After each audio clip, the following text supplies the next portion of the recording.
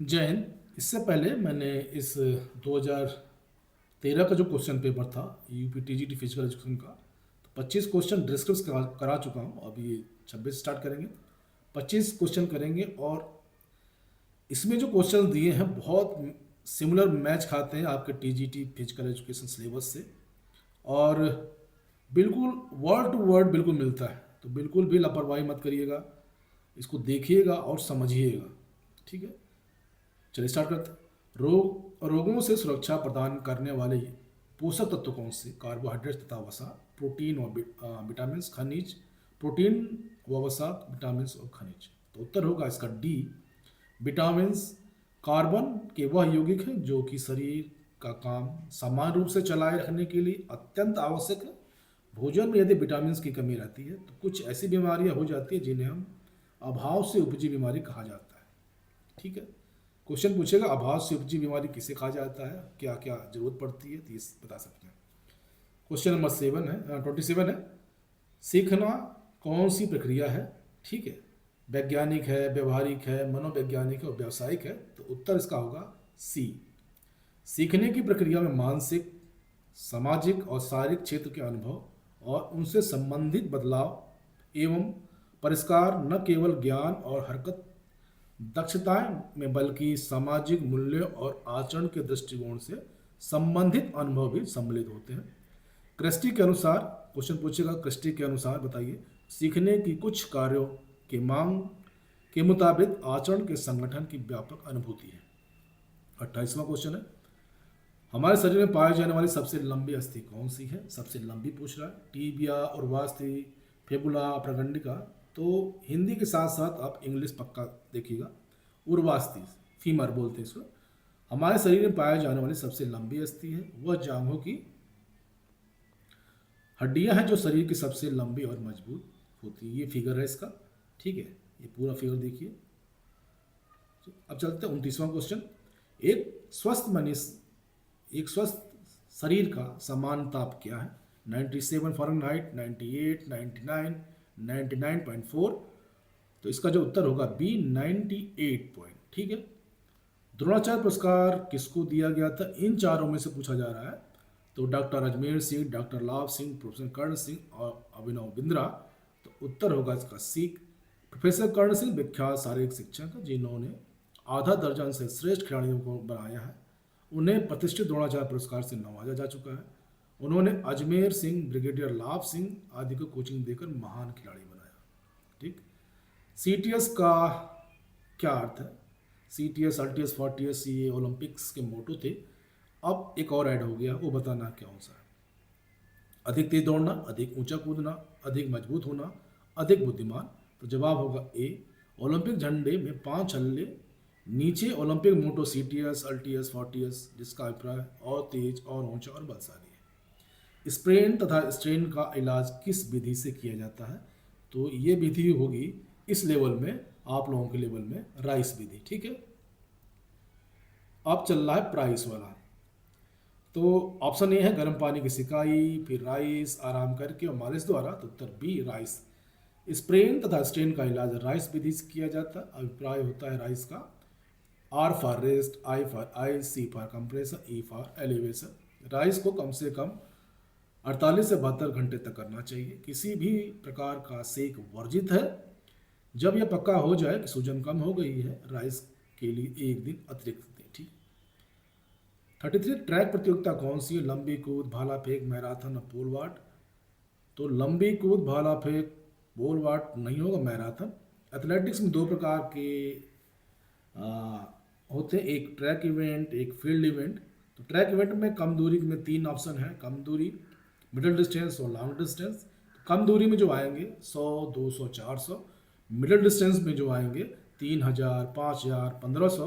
और लंबी दूरी में आएंगे आपका 5000, 10,000 और 42.195 किलोमीटर, 26 मील, 12.5 किलोमीटर क्रॉस कंट्री। ठीक, मैराथन दौड़ प्रतियोगिता के अंतर्गत आप दौड़ प्रतियोगिता के अंदर आते हैं। ठीक है, स्क्रैच त्वचा का म्यूकस झिल्ली क्या कहलाती है? स्क्रैप त्वचा का म्यूकस झिल्ली क्या कहलाती है? Abrasion, contusion, bruise, stain. तो ये होगा उत्तर ए। या त्वचा संबंधी घाव है जिसको अंग्रेजी में एब्रेशन कहते हैं, या नाड़ियों के टूटने फटने और रगड़ खाने से हो जाती है। अगला क्वेश्चन है 35वां। खो खो की मैदान की माप क्या है? 29x16 metre, 30x15 metre, 28x15 metre और 28x16 मीटर। तो उत्तर होगा ए 29x16 मीटर। शारीरिक शिक्षा का मुख्य लक्ष्य क्या है? बहुत इंपॉर्टेंट क्वेश्चन है, बहुत बार पूछता है। व्यक्ति का सर्वांगीण विकास, खेल कूद के द्वारा व्यक्ति का मनोरंजन, ए और बी दोनों, इनमें से कोई नहीं। और इस पे एक बहुत ही अच्छा एग्जाम्पल भी है, वो भी देखिएगा इसमें। जवाब इसका ए है। शारीरिक शिक्षा वह शिक्षा है जो स्वस्थ शारीरिक विकास हेतु विविध आंगिक क्रियाओं एवं कार्यक्रमों द्वारा दी जाती है, जो न केवल बालक के शारीरिक पक्ष को ही प्रबल और पुष्ट नहीं बनाती वरन इससे उसके व्यक्तित्व के अन्य पक्ष या मानसिक, संज्ञात्मक, सामाजिक और नैतिक पक्ष भी सुविकसित होते हैं। जैसा कि जेपी थॉमस कहते हैं, नोट कर लीजिएगा, जेपी थॉमस, शारीरिक शिक्षा शारीरिक गतिविधियों द्वारा बालक के सर्वांगीण विकास हेतु दी जाने वाली शिक्षा है। नेक्स्ट क्वेश्चन है, अभ्यास का नियम और किस नाम से जाना जाता है? तत्परता का नियम, प्रभाव का नियम, उपयोग या अनुपयोग का नियम, सीखने का नियम। तो उत्तर होगा सी, उपयोग या अनुपयोग का नियम। थॉर्नडाइक द्वारा प्रदत्त सीखने का नियम, अभ्यास का नियम, लॉ ऑफ एक्सरसाइज के दो उपनियम हैं। क्वेश्चन पूछेगा लॉ ऑफ एक्सरसाइज के दो उपनियम क्या है? तो एक यूज का, एक अनयूज का। Law of use, law of disuse, जिस कार्य को बार बार करते हैं उससे बालक आसानी से सीख जाता है, वह उपयोग का नियम है। जिस कार्य की पुनरावृत्ति नहीं हो पाते उसे हम नहीं सीख पाते, यह अनुपयोग का नियम है। पेशी विज्ञान का जनक किसे कहते हैं? पेशी विज्ञान पूछ रहा है, ठीक है। आर्किमिडीज, न्यूटन, अरस्तु, गोलन। उत्तर होगा सी। प्राचीन ग्रीक के महान वैज्ञानिक अरस्तु को पेशी विज्ञान का जनक, फादर ऑफ किन्सियोलॉजी। उत्तर देखिएगा, क्वेश्चन पूछेगा फादर ऑफ किन्सियोलॉजी किसे कहते हैं, तो आपको उत्तर मिल जाएगा यहाँ पर।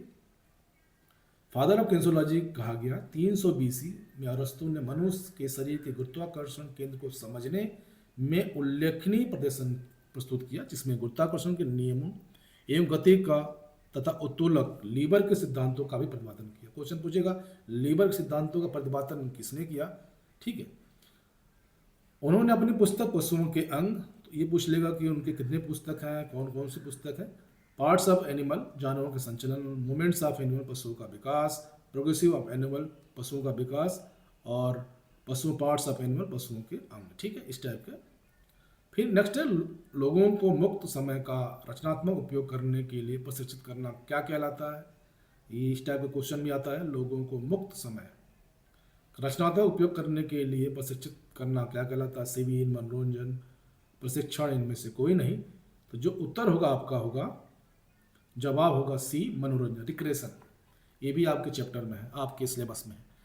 शब्द दो शब्दों से, रिक्रेशन शब्द दो शब्दों से, री प्लस क्रेशन के जोड़ से बना है। री का अर्थ पुनः या फिर, क्रेशन का अर्थ होता निर्माण करना। इस प्रकार मनोरंजन मनुष्य में शिथिल पड़ी हुई कार्य शक्ति को पुनः निर्मित करने की क्षमता प्रदान करता है। वस्तुतः मनोरंजन क्रिया ऐसी क्रिया होती है जिसमें व्यक्ति अपनी इच्छा से भाग लेता है, उसमें किसी का दबाव नहीं होता, उसमें भाग लेने के लिए व्यक्ति किसी बाह्य पदार्थ या पारितोषिक से प्रेरित नहीं होता, और इसमें भाग लेने से मनुष्य को स्वाभाविक आनंद की प्राप्ति होती है। क्लियर।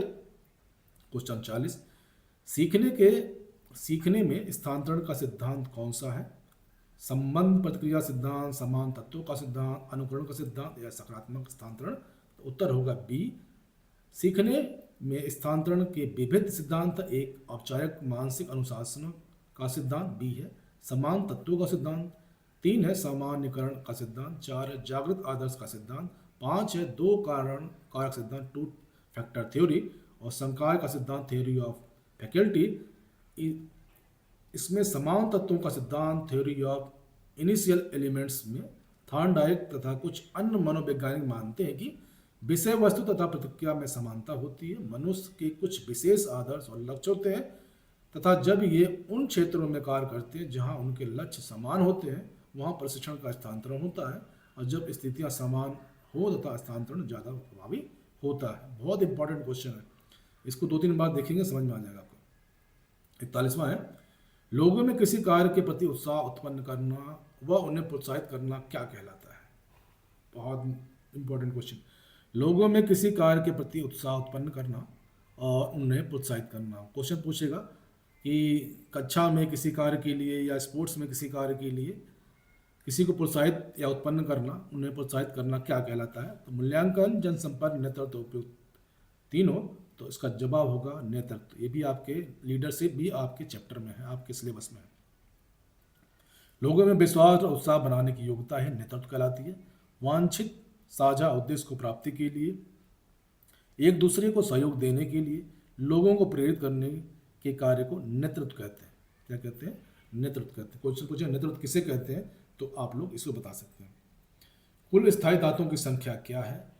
30, 31, 32 या 33? तो जो उत्तर होगा आपका सी। ठीक है,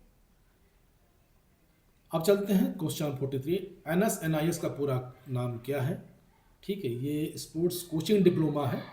NSNIS Netaji Subhash national institute of sports, national institute of national Indian sports, Netaji Subhash national institute of sports, या इनमें से कोई नहीं। तो जवाब होगा सी इसका। NSNIS का पूरा नाम Netaji Subhash national institute of sports अदर्थ जांच समिति की रिपोर्ट के आधार पर यह all India council of sports ने भारत सरकार की राजकुमारी स्पोर्ट्स कोचिंग स्कीम 1953, ये भी क्वेश्चन मिल गया आपको, को समाप्त करने और पटियाला में नेशनल इंस्टीट्यूट ऑफ स्पोर्ट्स स्थापित करने की सलाह दी तत्कालीन केंद्रीय शिक्षा मंत्री डॉक्टर KL श्रीमाली। देखिए भी मिल रहा आपको।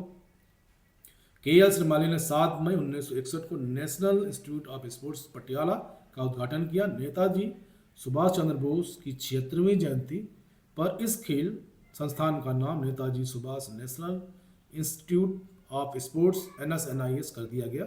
इस खेल का संस्थान का मुख्य उद्देश्य कोचिंग व्यवसाय को वैज्ञानिक दृष्टिकोण देना और अंतर्राष्ट्रीय स्पर्धाओं में भाग लेने वाले विभिन्न भारतीय टीमों को वैज्ञानिक तरीके से प्रशिक्षण देना। ठीक है, क्वेश्चन 44। हमारे शरीर में ऊर्जा का मुख्य स्रोत क्या है? प्रोटीन, विटामिन, कार्बोहाइड्रेट्स या खनिज? तो उत्तर होगा सी। ठीक है, आप डिस्कशन पक्का पढ़िए। ठीक है, कार्बोहाइड्रेट सारी गतिविधियों में ऊर्जा का मुख्य स्रोत है। यह शरीर को तेजी से ऊर्जा या ताकत प्रदान करता है, लेकिन शरीर में लंबे समय के लिए भंडारित नहीं किया जा सकता। कार्बोहाइड्रेट दो तरह के होते हैं, एक सरल कार्बोहाइड्रेट, दूसरा जटिल कार्बोहाइड्रेट। सरल कार्बोहाइड्रेट में विटामिन और खनिज होते हैं। चीनी या मीठी वस्तुएं सरल या साधारण कार्बोहाइड्रेट्स हैं जो कि तुरंत ताकत प्रदान करते हैं।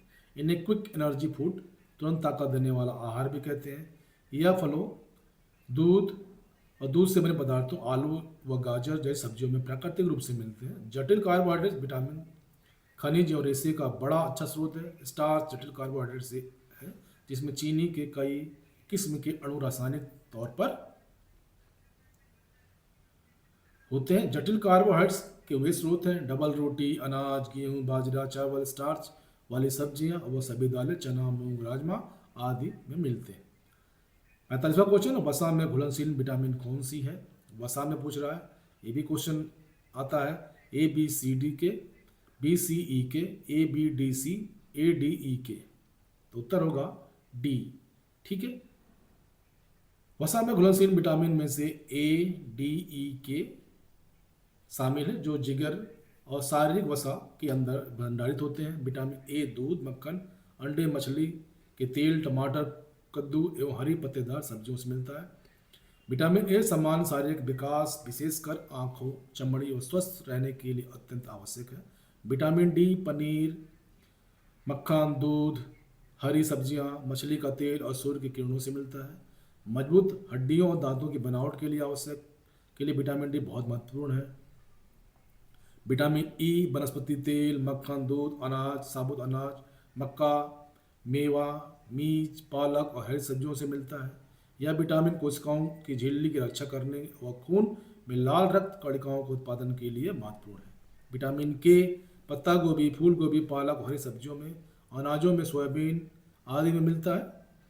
आंतड़ियों की भीतरी बैक्टीरिया भी विटामिन K पैदा करता है। यह विटामिन खून को जमाने, बहने से रोकने में मददगार साबित होता है।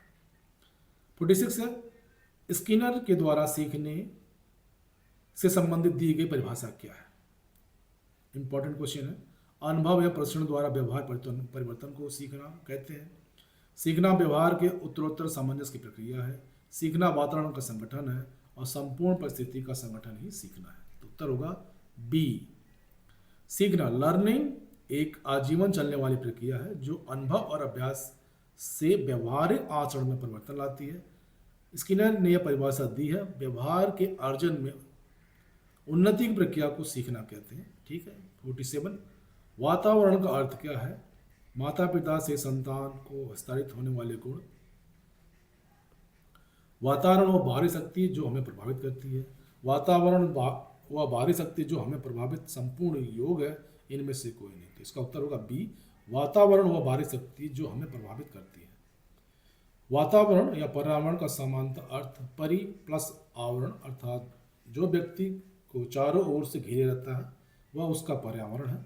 पर्यावरण से अभिप्राय उन सभी भौतिक एवं मनोभौतिक परिणाम स्टिमुलेशन से है जो व्यक्ति को आजन्म प्रभावित करती है। जे.एस. रास ने वातावरण की परिभाषा देते हुए कहा, वातावरण वह शक्ति है जो हमें प्रभावित करती है। क्वेश्चन नंबर 48 लीग प्रतियोगिता को कहते हैं क्या? नॉकआउट टूर्नामेंट, सम्मिलित टूर्नामेंट, राउंड रॉबिन टूर्नामेंट, चुनौतीपूर्ण टूर्नामेंट। तो उत्तर होगा सी। लीग प्रतियोगिता टूर्नामेंट को राउंड रॉबिन टूर्नामेंट कहते हैं। इस प्रकार की टूर्नामेंट में सभी टीमों को एक दूसरे के साथ खेलना होता है। यह टूर्नामेंट भी दो प्रकार का होता है, सिंगल लीग और double league. Single league tournament में प्रत्येक टीम केवल एक बार दूसरी टीम के साथ खेलती है और इनमें कुल मैचों की संख्या n bracket open n-1 bracket close के बराबर होगी। n का अर्थ नंबर ऑफ टीम, अर्थात टीमों की कुल संख्या। यदि सिंगल लीग टूर्नामेंट में भाग लेने वाली कुल टीमें 8 है तो कुल मैचों की संख्या होगी ये पूरी 28। ठीक है। डबल लीग टूर्नामेंट क्या होता है?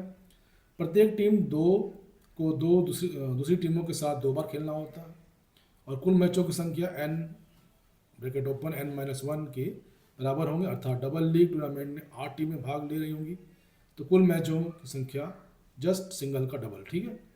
समाचार पत्र, टीवी प्रदर्शनी किसके मुख्य साधन है? शिक्षण, मूल्यांकन, पत्रकारिता, जनसंपर्क के। तो उत्तर होगा जनसंपर्क। ठीक है। लास्ट क्वेश्चन है आज का और इसको खत्म करेंगे, लंबा वीडियो हो जाएगा। विभिन्न संस्थानों के खिलाड़ियों के मध्य आयोजित की जाने वाली प्रतियोगिता कहलाती है क्या? विभिन्न संस्थानों से पूछ रहा। ठीक है। इंटरनल नहीं पूछ रहा है। तो इंट्रामुरल, नॉकआउट, एक्स्ट्रामुरल और चुनौती। तो उत्तर होगा एक्स्ट्रामुरल, बिटवीन द इंस्टीट्यूशन। ठीक है। प्रतियोगिताएं विभिन्न संस्थानों के मध्य आयोजित की जाती हैं। ऐसी प्रतियोगिताओं में संस्थान के चुने हुए खिलाड़ी अपने कौशल का खेल कूद में प्रदर्शन कर अपने संस्थान के लिए सम्मान दिलाने प्राप्त करते हैं। ठीक है। तो ये हो गए आपके 50 क्वेश्चन। ठीक है। इसके साथ ही जय हिंद, जय भारत, खुश रहिए, स्वस्थ रहिए, मस्त रहिए और अपनी तैयारी करते रहिए। Thank you all of you.